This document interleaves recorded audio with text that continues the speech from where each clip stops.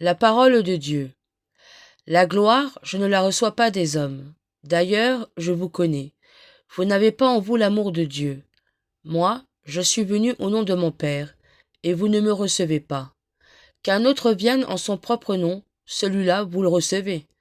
Comment pourriez-vous croire, vous qui recevez votre gloire les uns des autres, et qui ne cherchez pas la gloire qui vient du Dieu unique? Commentaire. La gloire, un mot difficile et très présent dans l'Écriture.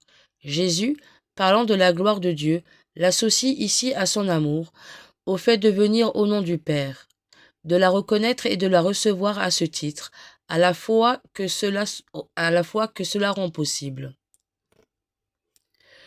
Voilà ce qui a du poids.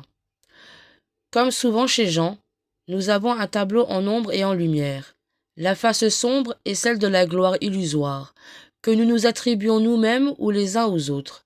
Jésus ne donne pas une simple leçon d'éthique, qui nous rappellerait que nous ne sommes pas réductibles au regard d'autrui. La parole de Jésus a une portée théologique. Sous les apparences de lustre, la recherche de la gloire terrestre empêche de reconnaître et d'accueillir la gloire divine, à laquelle nous sommes promis, et qui se dit en Jésus, Messie humilié et glorifié par le Père. Partagé.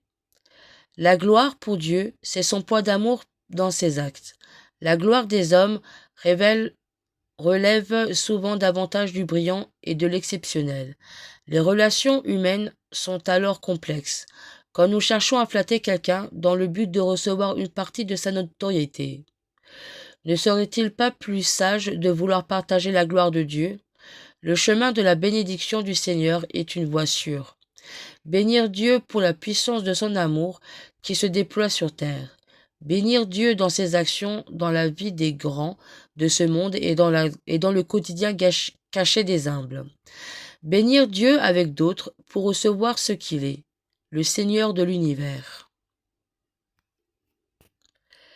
À l'école de Sainte Faustine, de son petit journal au numéro 1693. J'aperçus Jésus penché sur moi et il demanda : « Ma fille, qu'écris-tu » J'ai répondu : « J'écris à ton sujet, Jésus, que tu es caché dans le très saint sacrement, sur ton inconcevable amour et ta miséricorde envers les hommes. » Et Jésus me répondit : « Secrétaire, de mon plus profond mystère, sache que tu es avec moi dans une intimité exclusive. Ton devoir est d'écrire tout ce que je te fais connaître à propos de ma miséricorde, au profit des âmes qui, en lisant ces écrits, seront consolées et auront le courage de s'approcher de moi. Je désire donc que tu me consacres tous tes moments libres à écrire. » Résolution. Seul ou en couple, je décide ou nous décidons d'un temps de relecture de ma vie ou de notre vie afin de voir où et quand le Seigneur m'a ou nous a sauvés, ce qu'il a guéri en moi ou nous a guéris, et d'en rendre grâce. Priez. Rendons grâce à Dieu qui est la lumière de nos vies. Jésus, Fils de Dieu, sanctifie tes frères. Chaque jour, tu renouvelles tes merveilles.